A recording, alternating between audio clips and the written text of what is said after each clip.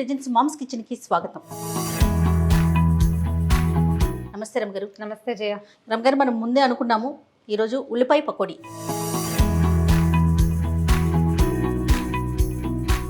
అందరూ అనుకుంటే ఇంత సింపుల్ ఐటమ్స్ చేస్తున్నారు ఏంటి అని, కాకపోతే రమ్మగారు ఇంకా స్పీడ్గా ఇంకా సింపుల్గా చూపిస్తారు కదా, అందుకని చూద్దాం ఎంత సింపుల్ గా ఉంటుంది. అదే కదా, ఉల్లిపాయ సన్నగా మనం ఉల్లిపాయ పకోడీ కనగానే చీలికలు తరిగేస్తాం. ఇందులో వేసి మొత్తం వేసేనా? వేసి ఉల్లిపాయ పకోడీకి ఒక ప్రిపరేషన్ ఉంటుంది ఖచ్చితంగా. అవునవును. దీన్ని ఏం చేయాలి, ఈ ఉల్లిపాయల్ని బాగా నలిపేసి ఉప్పు తర్వాత కారం మనం అల్లం పచ్చిమిర్చి అవి వేసేసి బాగా నలిపేస్తే కొంచెం నీరు వచ్చేస్తుంది. అవును. అప్పుడు ఇది ఎన్ని ఉన్నాయో అందులోకి సగం కంటే ఒక నలకంత ఎక్కువ శనగపిండి పడుతుంది. పిండిలో కనుక ఇది వేసేసామనుకో అప్పుడు ఎక్కువ నీళ్లు పోసేస్తాం, దానివల్ల నూనె ఎక్కువ పీల్చేస్తుంది, కరకరలాడుతూ క్రిస్ప్గా రాదు. ఉప్పు వేసి. రమ్ గారు, నాకు ఒక్క అనుమానం. మనం చూడండి వెయ్యి పడుతుంది ఇంకా కొంచెం. మీరైనా నేనైనా చాలా వరకు చేతులు పెట్టేస్తున్నాం. అవును అవును, ఈ పని ఎవరు చేస్తారు? ఇది ఓకే రమ్మగారు. ఇప్పుడు నన్ను ఉల్లిపాయలు వేయమన్నారు, చేత్తో తీసివేశాను, లేకపోతే ధనియాలో జీలకర్ర ఏదో అంటే గబుక్కుని చెయ్యి వచ్చేస్తుంది. చూసే వాళ్ళు ఇది ఏంటి వీళ్ళు హైజీన్గా ఉండట్లేదు, చేతులు వాడేస్తున్నారని అనుకుంటారా? అంటే ఇప్పుడు చేతులు వాడి పెట్టి నువ్వు ఏమైనా ప్రేక్షకులకి తినిపిస్తున్నావా? తినిపించే కదా. అవును అవును. చేతులు వాడకుండా ఎవరు ఏం పని చేస్తారో కనుక్కో ఒకసారి. వంటింట్లో ఎవ్వరూ ఏమీ చేయలేరు కదా. చేయలేరు, చెయ్యరు. ఒకవేళ అలా చేయాల్సి వస్తే అది వంట బాగా ఏం కుదరదండి. అమ్మయ్య.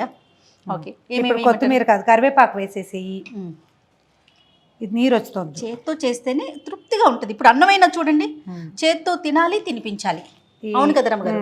ఈ కొత్తిమీర కానీ కరివేపాకుని బాగా నలిపితే మంచి వాసన వస్తుంది. ఇది ఎంత నలిగితే ఇప్పుడు చూడు నీరుగా వచ్చేసిందా, ఈ నీరుకు సరిపడా మనం శనగపిండి వేసుకోవచ్చు. అన్ని ఉల్లిపాయలు కొద్దిగా సెపరేట్ అయ్యేలాగా చేసుకుంటే బాగుంటుంది. దీన్ని ఇంకా సన్నగా ఉల్లిపాయలు తరుక్కోదలిచినా సరే తరిగిన కొందికి మన చాయిస్ తరిగిన కొందికి వస్తుంది. ఇప్పుడు ఏం చేస్తామంటే అల్లం పచ్చిమిర్చి ముద్దుంది, అది కాస్త వేసేసి, ఒకవేళ మీకు పచ్చిమిరపకాయలు పడకపోతే చూడండి వీటిని చివరికి వేసుకోండి, వేసి అది పట్టేస్తుంది. ఇది ఎంతకి ఎంత అనేది చాలా మంది ఆలోచన. ఇది ఇప్పుడు ఎలా తెలుస్తుంది మనకి? ఉల్లిపాయలని మనం శనగపిండిని కొలత చెప్పుకోవచ్చు. ఒక అరకిలో ఉల్లిపాయలు అనుకోండి, పావు కిలో ఇంచుమించుగా పిండి పడుతుంది, అంతే లెక్క. ఉప్పు కారాలు మన చాయిస్, మన అలవాటుని బట్టి. ఓకే. ఇప్పుడు ఏం చేస్తామంటే చూడు, చాలా తడి వచ్చేసింది ఆల్రెడీ. కొంచెం ఏం చేద్దామంటే ఒక కప్పు శనగపిండి వేస్తే కనుక హాఫ్ కప్ కంటే తక్కువ బియ్యపిండి వేసుకోవాలి. ఇప్పుడు ఇందులో ఎంత పడుతుందో చూద్దాం. ఓకే. పిల్లల్ని కూడా చేత్తో తీసుకొని తినాలి అని చెప్పి మనం ఒక టాపిక్ కూడా మాట్లాడాం కదండి. అవును. వేసి పిండి వేయి, ముందు సగం వేయి చూద్దాం. ఆగు. ఇప్పుడు కొద్దిగా అంత బియ్యపిండి వేయి.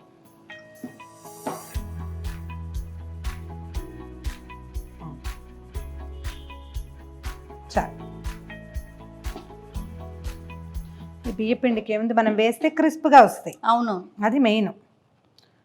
పకోడీలో అనగానే కొంచెం కరకరలాడుతూ కొంచెం కారంగా అలా ఉంటే బాగుంటుంది కదా. గట్టి పకోడీ ఉంటుంది, రెగ్యులర్ పకోడీ ఇది. అదే ఇప్పుడు ఇది కూడా గట్టి పకోడీగానే వస్తుంది చూడు. గట్టి పకోడీ అంటే నీ ఉద్దేశం ఏంటంటే చక్కగా ఉంటుంది. ఉల్లిపాయ పకోడీ ఇది ఒక రకం గట్టి పకోడీ అయితే, మెత్తని పకోడీ అని చేస్తాం, బళ్ళ మీద దొరుకుతుంది. అవునవును. మన చిన్నప్పుడు కనపడేవి బాగా. అవును. పకోడీలు మెత్తగా ఉండేవి, అది కొంచెం పిండి లూజ్గా కలుపుకునేది. ఇది ఆ తరహాగా ఉండదు. మనం బజార్లో కొంటాం ఉల్లిపాయ పకోడీ అని, అలా వస్తాయి. ఓకే. ఇంకా కొంచెం శనగపిండి పడుతుంది జయ. ఓకే. చూడండి రమ్మగారు, చాలు. గుర్తుపెట్టుకోవాల్సిన సంగతి ఏంటంటే, ఈ రెండు పిండ్లు కలిపేసి పెట్టుకున్నా కూడా, అంటే ఒక గ్లాస్ కొలతకి అర గ్లాస్ కంటే తక్కువ, పావు గ్లాస్ కంటే ఎక్కువ బియ్యపిండి కలిపేసి పెట్టుకుంటే అది కలిపి పోసేసుకోవచ్చు. మనం విడివిడిగా చూపిస్తున్నాం కాబట్టి ఇలా విడివిడిగా చేస్తున్నాం. ఇప్పుడు ఏం చేస్తామంటే కాసిన ధనియాలు చేతిలో వేసుకుని గట్టిగా నలిపితే మనకి మంచి అరమ వస్తుంది.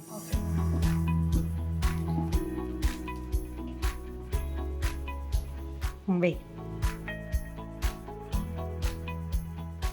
కొద్దిగా రంగు రావడానికి ఒక హాఫ్ టీ స్పూను కారం వేసుకుందాం ఇందులో. విచిత్రంగా ఉప్పు చేతిలో తీసుకోకూడదు, కారానికి ఎవరు చెప్పలేదు జయ. అవునండి, ఎందుకంటే మనం కారం ఎప్పుడు పడితే అప్పుడు వేసుకోం కాబట్టి. ఉప్పు అన్నిట్లలోకి కావాలి కదా. మనం ఇందులో ధనియాలు వేసామా, శనగపిండి అరగడానికి అల్లం కావాలి, ధనియాలు కావాలి, 1 స్పూను జీలకర్ర కూడా అరుగుదలకే. ఓకే. ఈ ధనియాల గింజలు మధ్య మధ్యలో పంటికి తగులుతుంటే భలే బాగుంటుంది. దీన్ని నలపక్కర్లేదు, ఇది వేగగానే రుచి వచ్చేస్తుంది, వాసన వచ్చేస్తుంది. సరిపోతుంది అంతే, నీళ్ళు ఏం కలపల. ఇంకా నీరు కలిపితే నీకు ఇది లూజ్ అయిపోతుంది. పెట్టేనండి స్టవ్ మీద, పెట్టేసి స్టవ్ వెలిగించు. పెద్దదే పెడదామా? రమ్మగారు, నూనె కూడా చేతితో తీసుకోకూడదు అంటారు కదా. ఆ నూనె కూడా చేతికి అందుకోకూడదు. అది కాదు జయ, ఇప్పుడు నూనె ఉంది, నేను నీకు చేతికి అందిస్తున్నాను, జారి పడింది అనుకో, జారి పడితే కదా ఇల్లు వాకిలి ఏకమైపోతాయి. తుడుచుకునేసరికి దేవుడు కనపడతాడా? ఒకవేళ అది వేడిగా ఉందనుకో, అప్పుడు ఎంత పెద్ద ప్రమాదం. అందుకని సేఫ్ సైడ్గా దాన్ని నేల మీద పెట్టు, నేల మీద నుంచి తీసుకో అని చెప్తారు. నూనె ఓకే, మరి ఉప్పు ఎందుకండి? ఉప్పు ఎందుకు చెప్తారో తెలియజేయ, చాలా పురాతనమైన సంప్రదాయం. ఉప్పు ఒకళ్ళ చేతిలో నుంచి అందుకుంటే పోట్లాట వస్తుందని అంటారు. మా వారు మాత్రం చాలా కేర్ఫుల్ గా చేతికి అందిస్తారా? మరి మీ ఇద్దరికి అవుతూ ఉంటాయా లేదా డాక్టర్ గారికి మీకు? డిష్యూ అయ్యే అవకాశం కొంచెం తక్కువ చేయ. నేను అతి భాషనే కానీ ఆయన చాలా మితి భాష. అవకాశం మేనేజ్ అయిపోతుంది. మేబీ అలాగే మేనేజ్ అవుతుందేమో అనుకుంటా. ఆయన చాలా సింపుల్ గా చేతికి అందిస్తారు, ఏమి అవ్వదంటారు. తెలీదు, డాక్టర్ గారు కదా. మేబీ మనం జనరల్గా ఏం చేస్తాం, జీలకర్ర నోట్లో వేసుకుంటాం. సాధారణంగా జీలకర్ర ఎందుకు వాడతారంటే పైత్య ప్రకోపం తగ్గుతుంది. జీలకర్ర తీసుకుంటే అలర్జీస్ తగ్గుతాయి, ఒంట్లో పైత్యం వస్తుంది కదా, అది తగ్గుతుంది. అయితే ధనియాలకి అలాంటి గుణం కంటే బాడీని కూల్ చేసే లక్షణం ఉంది, చల్లబరుస్తుంది. తర్వాత ఏమో ఒళ్ళు రానివ్వదు, ఫ్యాట్ని కరిగిస్తుంది. కానీ అదే పనిగా తినడం అంత మంచిది కాదు. ఎప్పుడైనా కాస్త నోట్లో వేసుకో. నేను కూడా తింటాను రమ్మగారు, అదే జీలకర్ర వేసుకోండి, కానీ ధనియాలు మాత్రం కనిపిస్తే నోట్లో వేసేస్తూ ఉంటాను. మంచిదే. చూడు, దీన్ని ఇలాంటి పదార్థాలు చేసేటప్పుడు తప్పకుండా ఉప్పు సరిపోయిందో లేదో చూసుకోవాలి. టేస్ట్ చూడు, ఉప్పు కారం పడతాయా, ఇంకా కాస్త టేస్ట్కి చాలా పెద్ద ముద్ద పెట్టారండి. వేసి ఏం కాదు,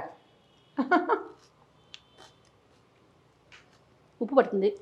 కారం వద్దు రమ్మగారు. వద్దా? ఓకే, ఒక చిటికెడు వేసుకోండి. ఇలాంటివి చేసేటప్పుడు గెస్ట్లు వచ్చినప్పుడు జాగ్రత్తగా ఉప్పు సరి చూసుకోండి. ఎప్పుడు కూడా ఒక వాయి అయ్యాక కూడా చూసుకోవచ్చు. అవును, చాలు. అల్లమును పచ్చిమిరపకాయ వేసారు కదా, ఆ ఘాటు అనిపిస్తుంది, మంచి ఘాటు బాగుంటుంది. అలా ఉంటే అల్లం పడేసరికల్లా శనగపిండి వల్ల వచ్చే రాబోయే డిజార్డర్లు, శనగపిండి అరుగుదలకు రాదు కదా.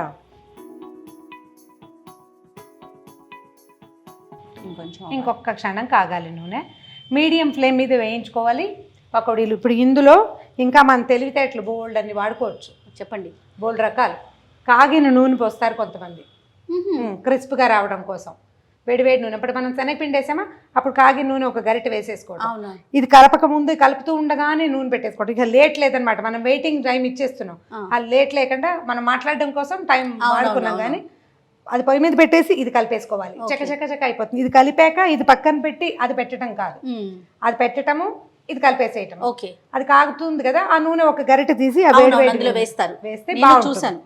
వేస్తే ఇంకా మీకు ఎక్కువ క్రిస్ప్గా వస్తుంది. ఓకే, ఇదేం లేదు జయ, చేత్తోటి చిన్న చిన్న చిదపలుగా డ్రాప్ చేసేయండి. ఈవెన్గా వేయక్కర్లేదు, ముద్దలుగా వేయక్కర్లేదు. స్టవ్ ఏమైనా తగ్గించమంటారా? కొంచెం తగ్గించు, మీడియం ఫ్లేమ్ మీదే ఇది వేగనివ్వాలి. ఇది చెయ్యి పట్టలేని వాళ్ళకి ఒక రవ్వ ఇబ్బందిగా ఉంటుంది, చెయ్యి పడితే ఏముండదు. తొలివాయ కొంచెం నిదానంగా వేసుకోండి, ఎందుకంటే నూనె పొంగి పైకి వచ్చేస్తుంది కాబట్టి.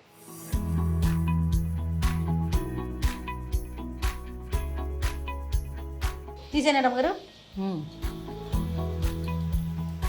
ప్లేట్ దగ్గరికి పెట్టుకోదయా. ఓ టిష్యూ పేపర్ వేసి దాని మీదకి తీసుకుంటే కొంచెం సరిపోతుంది. ఓకే, చిన్న ముక్కలు ఉన్నాయి, చిదపలు మాడిపోతాయి, అవి కూడా తీసేసి. ఓకే,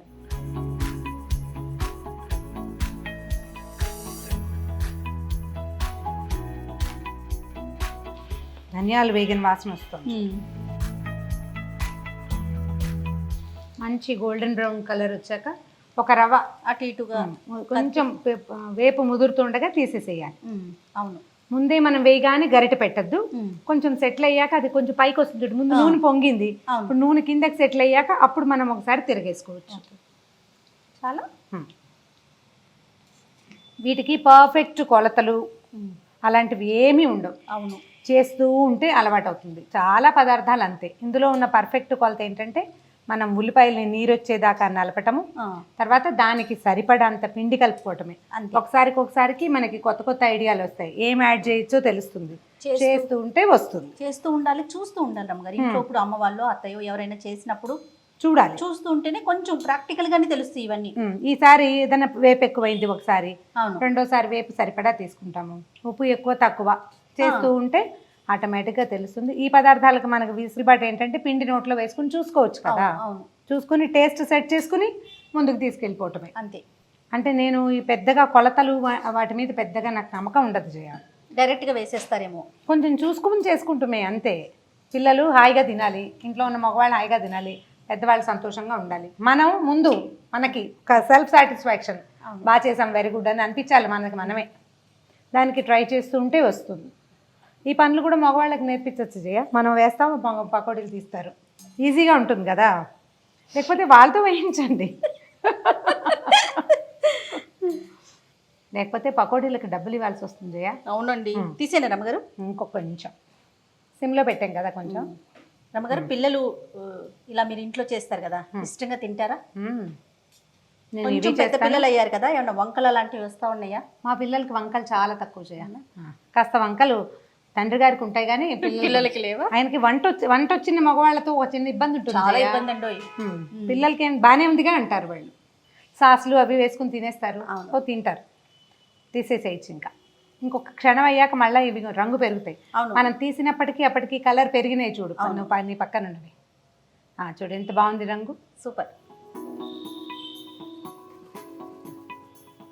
నూనె ఇక్కడే విజిల్ చేసేలాగా ప్లాన్ చేసుకోవాలి. కాలీఫ్లవర్ క్యాబేజీ పకోడీలు కూడా బాగా కుదురుతాయి, అవి కూడా చేసుకోవచ్చు. ఓకే, పకోడీలు చేసేటప్పుడే తినేసేయాలి జయ. అవును రమ్మగారు, వేడివేడిగా మనం స్టవ్ దగ్గర నిలబడి తినడం నేర్చుకోండి. ఏం చేయాలంటే ఇప్పుడు దేవుడికి పెట్టే పదార్థాలు కాకుండా ఇలాంటివి స్నాక్స్, దోశలు అవి అలా పొయ్యి దగ్గర నుంచి ఎంగిల్ చేయకుండా తింటా నేర్చుకోవాలి. ఇప్పుడు ఇలా నోటికి అంటించుకోండి, ఇప్పుడు పకోడీ టకీ మన నోట్లో వేసుకోవాలన్నమాట. మరి ఒక సిద్ధాంతం చెప్తాను. తిరుపతిలో చదువుకున్నాను కదా నేను. అవును, మాకు క్లాస్మేట్ కాదు అమ్మాయి మాధవి అని, కొంచెం పాప బాగా ఫ్రెండ్, నాతో పాటు ఉండేది. తను అప్పుడు ఎంఏ చేసేది, నేను బిఏడి చేసేదాన్ని, ఆచార్య అంటారు దాన్ని.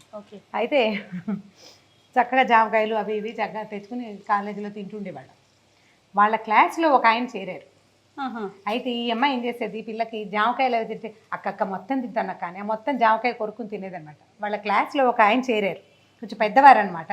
అది ఏమంటే అలా కోతి పిల్లలాగా కొరుకుని తినకూడదండి, జామకాయ కొరుకుని తినకూడదు, అట్లా పనికిరాదు, ముక్కలు కట్ చేసుకుని తినమంటే కట్ చేసుకుని తింటే మజా రాదు. మామిడికాయలు, జామకాయలు, యాపిల్స్ అట్లాగే కొరుకుని తినాలని ఉంటుంది చాలా మందికి. ఈ మా ఇంట్లో కూడా అలా తినకూడదు చేయాలి, కట్ చేసుకోవాలి. అండ్ ముక్క ఎంగిల్ చేయకూడదు, నోట్లో అలా వేసుకోవాలి. ప్రసాదం కూడా ఇలా నోరు పట్టించి తినకూడదు అనమాట, ఎగరేసుకోవాలి. అది అలవాటైతే తమిళియన్స్ చూడు కాఫీని ఎత్తిపోసుకుంటాం. అవును, అట్లా కనుక అలవాటైతే అప్పుడు మనం స్టవ్ దగ్గర నిలబడి పనిచేస్తూ చకచక్క కాసిన బజ్జీలు అవి ఇవి నోట్లో వేసుకోగలుగుతాం. లేదనుకోండి అందరికి పెట్టాక తినాలనిపించదు, స్టవ్ దగ్గర ఇంత నూనె దగ్గర నుంచున్న వాళ్ళకి తినబుద్ధి కాదు, చూసి చూసి తినాలని అనిపించింది. స్టవ్ ఆఫ్ ఆపేసాం. ఉల్లిపాయ పకోడీ మీద గార్నిషింగ్కి కరివేపాకు, చివరికి మనం స్టవ్ ఆపేసాక కొంచెం కరివేపాకు నూనెలో వేస్తే చిట్పట్లాడుతుంది. ఆ ఆకు తీసి కనుక దాని మీద పెడితే తినడానికి కూడా బాగుంటుంది, చూడడానికి అందంగా ఉంటుంది, ఇది కూడా క్రిస్పీగా ఉంటుంది, క్రిస్పీగా ఉంటుంది. మనం అందులో కూడా కరివేపాకు వేసాం, పైన వేసిన కరివేపాకు కూడా తినడానికి బాగుంటుంది. ప్లేట్లో సర్వ్ చేసేటప్పుడు కాసిన ఆకులు వేసేస్తే ఎక్సలెంట్గా ఉంటుంది. మీ ఉల్లిపాయ పకోడీ రెడీ. టేస్ట్ చూడండి రమ్మగారు. వాళ్ళు నేనే చూడనా అంతే. ఓకే, పిండి నాకు చూపించారు కదా.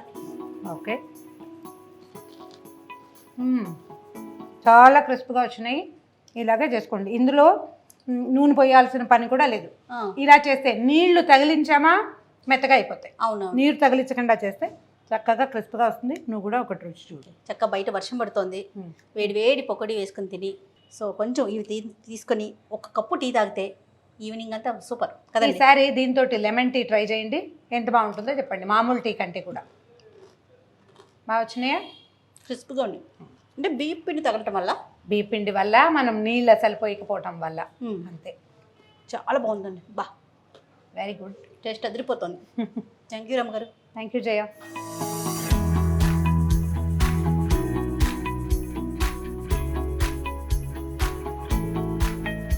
కరకరలాడే ఉల్లిపాయ పకోడీ.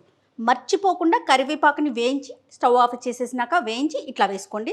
నిజంగా చాలా బాగున్నాయండి. డెఫినెట్గా మీరంతా ట్రై చేయండి. కొత్త కొత్త రెసిపీల్ని కనిపెట్టండి. అలానే ఇంకా కొత్త రెసిపీలు కావాలంటే సుమన్ టీవీ మామ్స్ కిచెన్ని సబ్స్క్రైబ్ చేసుకోండి.